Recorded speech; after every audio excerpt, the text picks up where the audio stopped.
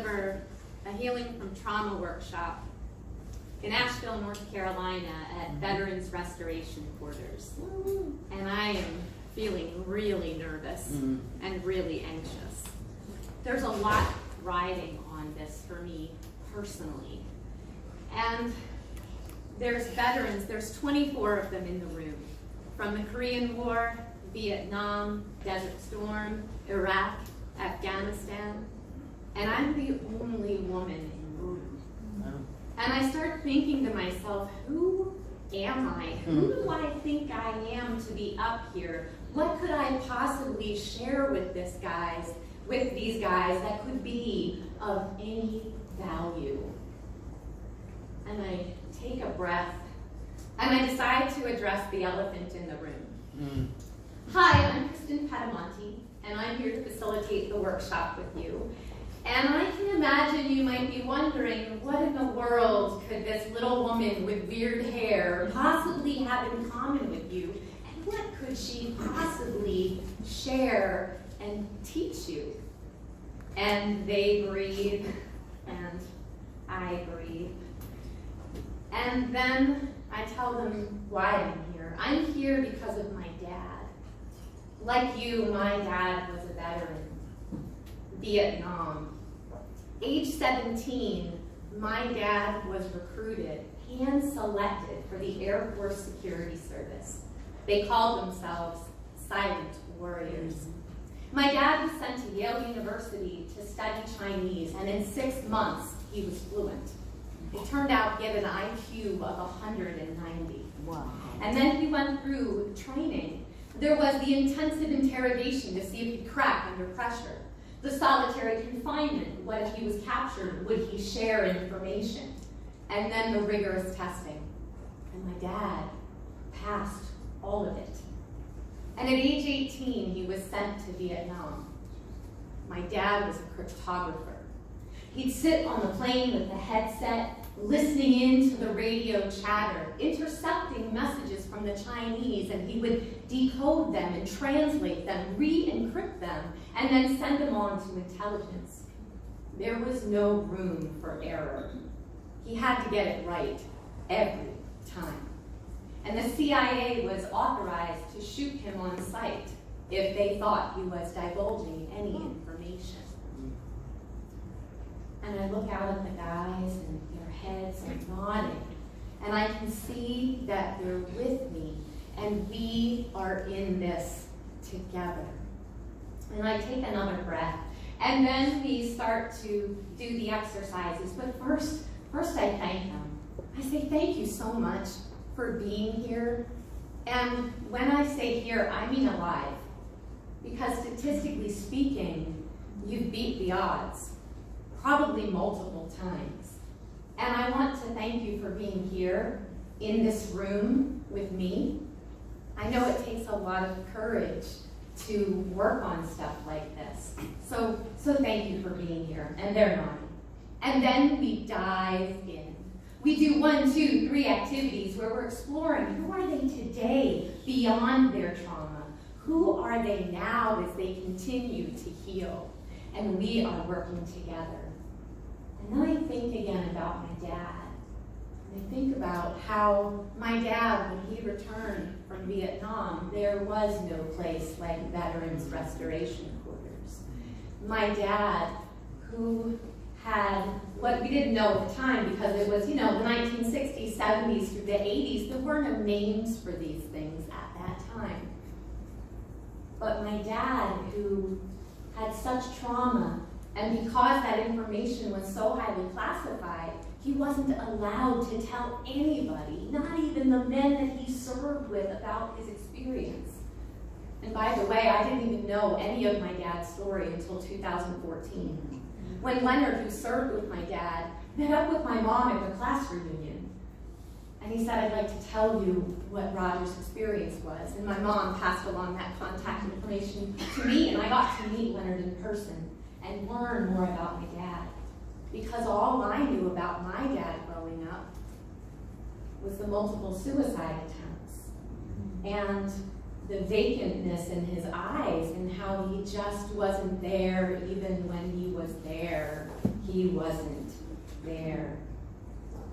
I'm telling the guys all these things, but there's another elephant in the room I don't tell the guys. I don't tell them about how that affected me, what it was like growing up with a dad with severe PTSD and depression. How at age 11, I walked in on the aftermath of one of his suicide attempts. And after that, I never wanted to go home. I was afraid of what I might find. And how my dad couldn't see me or hear me because he could barely see or hear himself. But I don't tell the guys that. It wasn't the right time. And we continue with the activities, and we're working together, and the guys are nodding, and I can feel that they're with me. And then it's time for my favorite activity. Hey guys, I want to invite you to think about someone that you really look up to, a superhero, someone in your life that you admire. And I want you to think about the qualities that you look up to. What do you see in them? And I invite the guys to journal it. So they're writing, and I'm standing there just holding space for them. And after several minutes, I invite them to share. It's the only activity where I ask them each to share one quality. We go around the room, and they're yelling out, tenacious, determined, dependable, always has your back, holds on to their principles, focused. Yeah, these are great, these are really great. And then we get to the very last guy in the room. He's in the very last chair by the door. And I say, so, what's the quality of your hero? And he looks up at me and he says, my hero wears a cape. And I say, that's great, that's really, really cool, I love it. And the guy next to him turns to him and says, Superman? And this guy shakes his head and he says, no, man, Darth Vader. Now there's an audible gasp in the room. And some of the guys start to call out, Darth Vader, dude, Darth Vader is evil. And I can feel it unraveling. And I take a breath and I think, this guy is testing me. So I decide to accept. Darth Vader, yeah, let's talk about that. Let's talk about what's underneath the cape. What are the qualities of Darth Vader? And so it doesn't go off the rails again. I repeat back to them. Talk about a guy who's tenacious. This guy is focused. This guy never gives up. He's got principles he really holds on to. The guys are nodding, and then they're calling out other qualities too. And I said, yeah, not that different from a hero. But here's the thing about Darth Vader. He goes dark.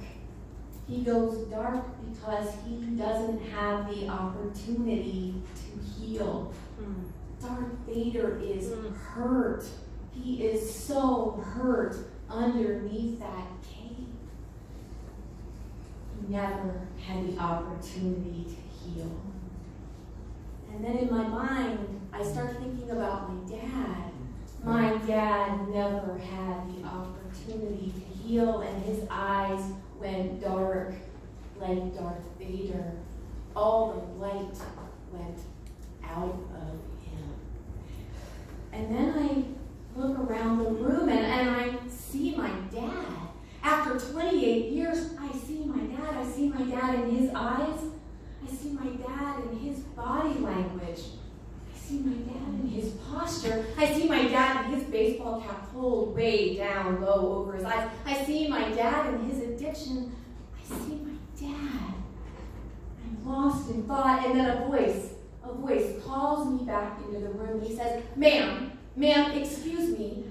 This might sound a little weird, but I think your dad's here. And I nod my head and I say, that does not sound weird at all. And then he says, ma'am, I want to tell you something. And with all sincerity, he says, your dad sees you. He hears you.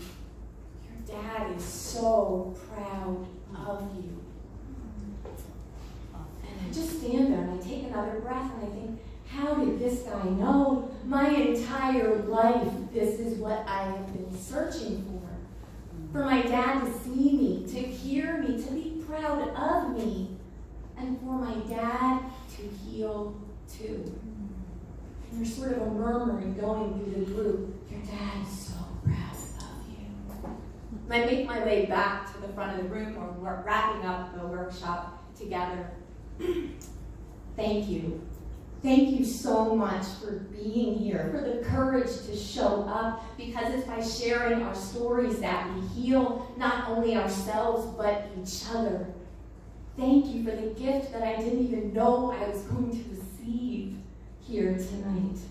I'm so excited for you all to continue moving past your trauma, to steer your story rather than it steering you. And hey guys, listen, so I got my free hug sign, because I never leave home without it. And if any of you guys would like a hug, I'm here. And so I hold up my sign, and they're coming up to me, and they're hugging me, and they're whispering in my ear, your dad is so proud of you. This work you're doing is important. You know, he's healing because of you. So not only do I get to see my dad, I get to hug my dad. And then I know who I am. I am Kristen Pedamonte, daughter of Roger L. Krumenacher. And just like him, I am a cryptographer.